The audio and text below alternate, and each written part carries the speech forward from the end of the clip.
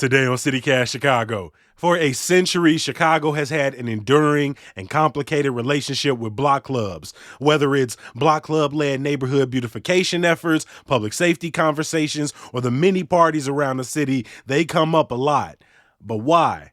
We revisit our conversation with Dr. Amanda Seligman, who literally wrote the book, and we asked if they actually make a difference in communities. It's Tuesday, July 18th. I'm Jacoby Cochran, and this is What Chicago's Talking About.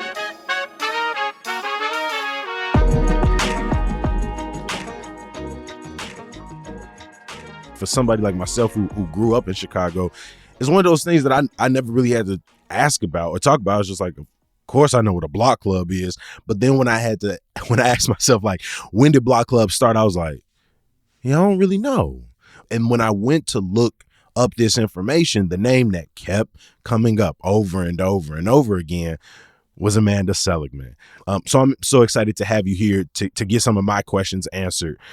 So again, welcome to CityCast Chicago. Thanks so much, Jacoby. And if I could say my experience actually is just like yours. There was one day when it suddenly dawned on me to ask, well, what is the history of these block clubs? And then I started investigating it and learned what the history looks like. They come from the practices of the National Urban League and the Chicago Urban League. And it's the Urban League that was responsible for putting them into us in Chicago.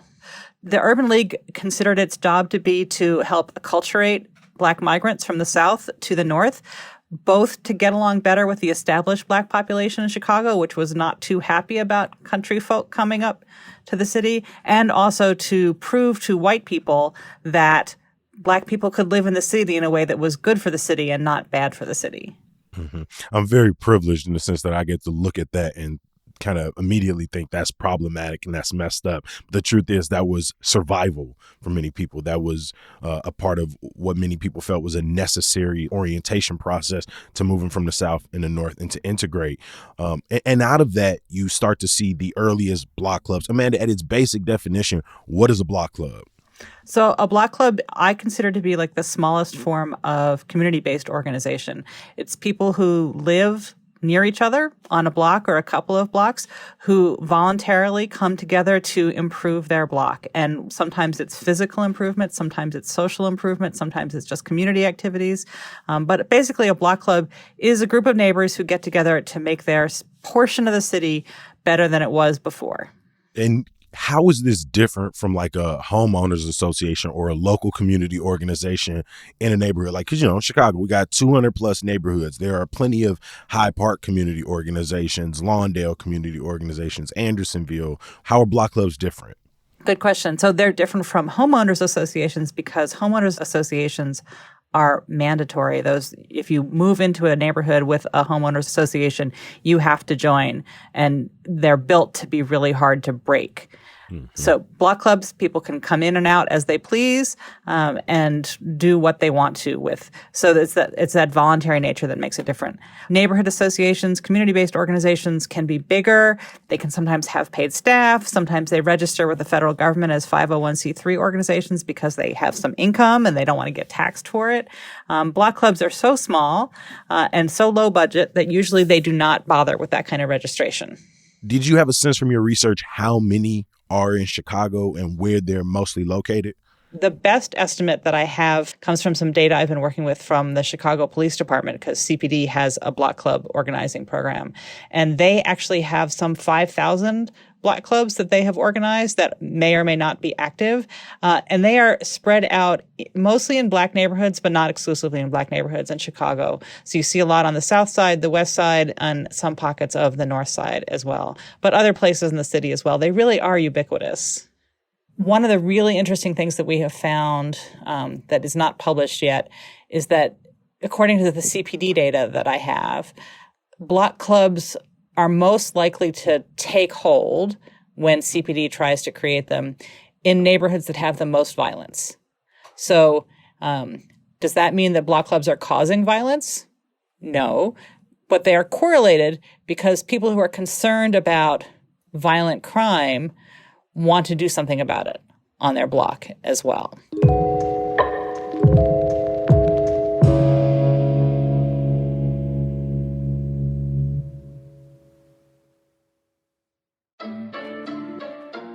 There's no shortage of craft beer in Chicago, but if you're an IPA lover, you have got to check out Revolution Brewing's Hero IPAs.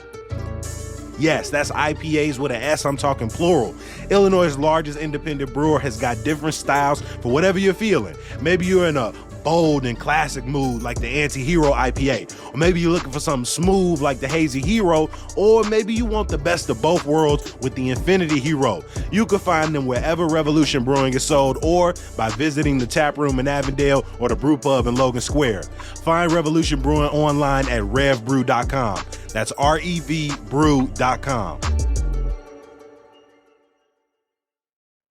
So CPD is organizing some of these block clubs with this anti-crime focus. But what about other block clubs around the city? What are their primary concerns? Like, what are the things that kind of make block clubs universal? What are most of them trying to do in their neighborhoods? Many of them are involved in beautification programs, picking up garbage, planting flowers, holding Christmas light decorating contests, whatever they can think of that will make the block a more pleasant and beautiful place for all the neighbors, that kind of environmental uplift. Block clubs have also been involved in all kinds of social activities. Sometimes the only thing that a block club will do is to host a block party in the summer where people will show up with their hot dogs and their ice cream and their soda. That's all my blocks ever did. The only block club we knew about was the summer block party with bounce houses, hot dogs, soda. Like, that's all we knew. If you weren't providing pop for the neighborhood, then we weren't paying attention. Yeah, well, that's definitely sometimes the only thing block clubs do. Block clubs have also, I would like to just say that even though I'm very fond of block clubs and was so interested in them that I wrote this whole book, block clubs don't always do good things. So in the 50s and 60s, white block clubs were particularly involved in trying to keep African Americans from moving onto their block. So it was a way of creating kind of racial solidarity among whites and protecting the color line. Mm-hmm. Yeah, that was a question I had. You know, when you think of Chicago neighborhoods, I think of segregation. You know, how did block clubs, maintain segregation? I would say that racial covenants were one manifestation of the same spirit of activity that block clubs were involved in. And then block clubs also, particularly in the South Side under the direction of Father Francis Lawler, were involved in actively trying to send a message to African Americans not to come onto their blocks. Their idea was that if the blocks showed united white solidarity, then African Americans would know how unwelcome they would be on those blocks. And the idea was that would keep segregation up. I love that there's nothing innocent on this show. Even the idea of block clubs, they can carry such a nostalgic moment. They have a long cultural history in this city, and it often comes back to segregation and maintaining aspects of white supremacy. In my neighborhood coming up, and in neighborhoods maybe around my block, the way we knew if there was some form of a block club was often like a sign at the end of the block. And those signs could go from extremely inviting, like, hey, welcome to our block. We love to kick it here. Come have a good time. We maintain our lawns. All the way up to the ones that I've seen, like, hey, no loitering, no basketball in the street, no loud music. Shut the hell up. We call the cops on people.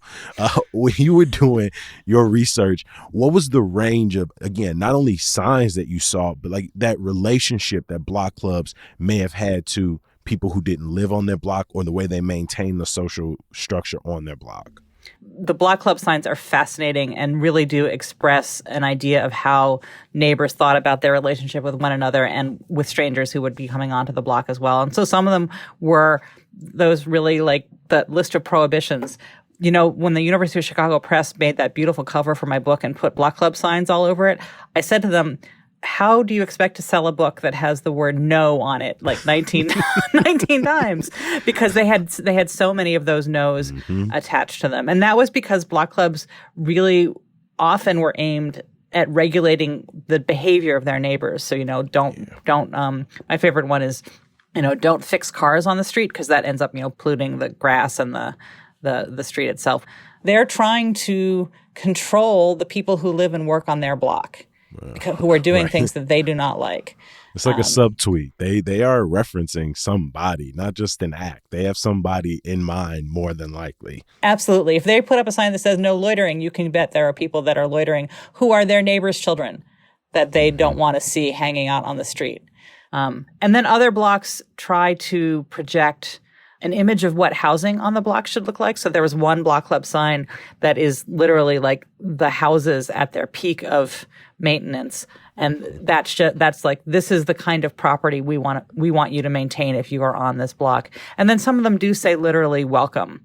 I will say there was also a fascinating exercise that Jamal Cole, so he had a program with My Block, My Hood, My City to get young people to make productive use of their time. And he had them remake those negative signs that said, don't do this, don't do that, and put them in much more positive terms, expressing the positive views of what they wanted from their neighborhoods.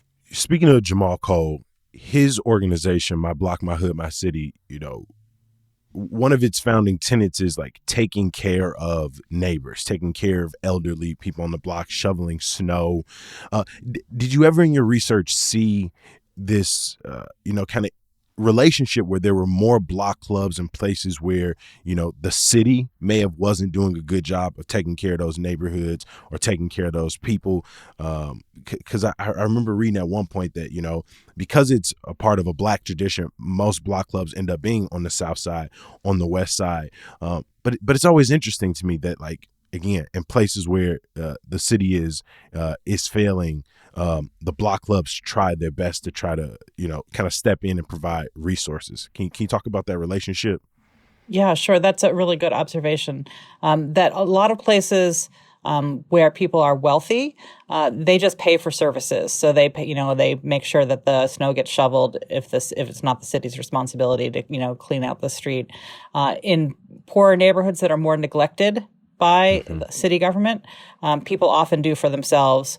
And block clubs are small enough that they're not going to go out and sort of agitate City Hall and say, hey, you clean up our block. They just do, which is often the way of black people in American history, as I'm sure you know.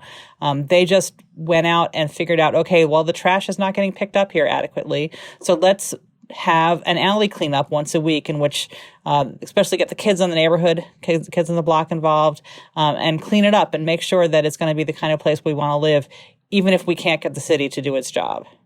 By and large, I would say that the activities of block clubs have not been formally partisan in the sense that they come in on one side or another of political parties, or even really directly related to government. But they are absolutely political in the sense that they are concerned with the city and that which is the polis. That's a nice Greek word for it.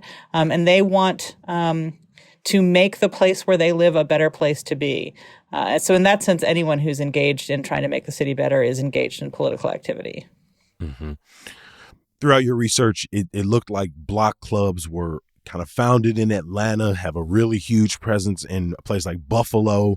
But why is Chicago so central to the story of block clubs? Why does it seem that we're obsessed with them? That's a great question, and one that I've never fully been able to answer.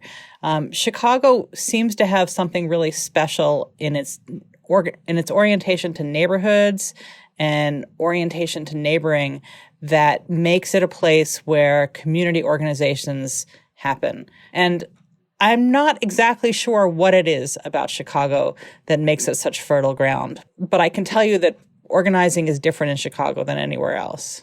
Just in the history we've discussed in this conversation, it's very clear that block clubs can represent so many different things, from a local, organization concerned with beautification, all the way to something that, maintains racism and segregation in the neighborhood. Is it important for us to kind of look at it not as this just universal thing, but kind of break down how complicated and multi-layered it is? What does block clubs teach us about our city? I feel strongly on both sides of that question. So on the one hand, block clubs are like their ultimate democracy and ultimate self-governance. They're really people sitting down with the people who are closest to them, who have the most day-to-day control over their quality of life, and figuring out together how to make their place be what they want it to be. So that's a beautiful thing, to be really small scale, small d democracy. On the other hand, block clubs aren't any more moral or ethical than human beings. There's nothing about the synergy that makes them forget their sins. And so block clubs can also express the worst impulses of Americans, which in the case of Chicago includes a very strong tendency to maintain segregation. Thank you so much, Amanda. Nice to meet you.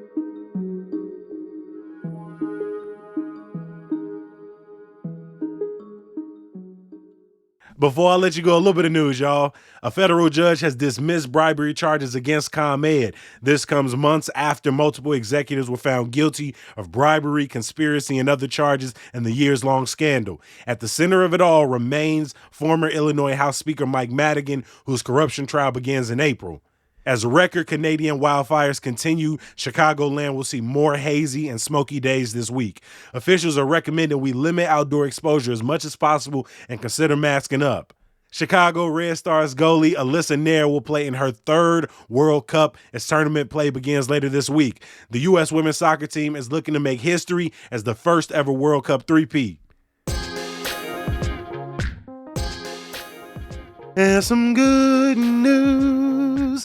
While the White Sox are on the road tonight in New York, Guaranteed Rate will host the annual Double Duty Classic All-Star Game featuring some of the best high school ball players in the country. The game is free and pays tribute to the history of the Negro Leagues in Chicago.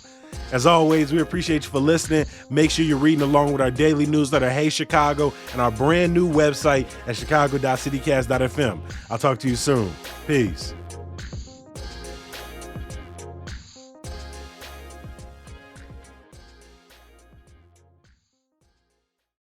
Terry Gross better watch out for her microphone because I think you're after it.